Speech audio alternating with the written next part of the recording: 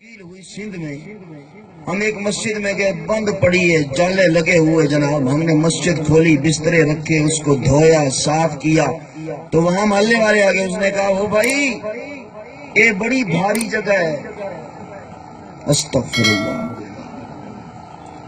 یہ بڑی بھاری جگہ ہے، یہاں نہ ہو۔ تو تبلیغی جماعت والوں نے پوچھا کیوں، کیا ہے یہاں؟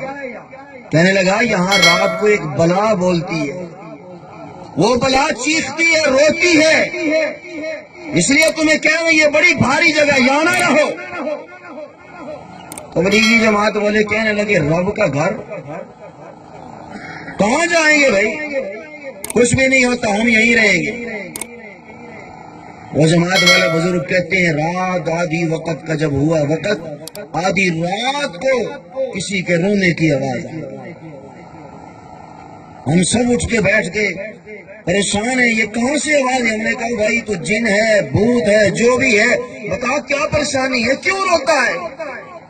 تھوڑی دیر بعد وہ بزرگ کہتے ہیں آواز آئی اور ہم سب کی آنکھوں میں آنسو جاری ہو گئے اور سب پھوٹ پھوٹ کے رونے لگے۔ وہ آواز کیا تھی؟ کہا نہ میں کوئی جن ہوں، نہ میں کوئی بھوت ہوں، میں مسجد ہوں،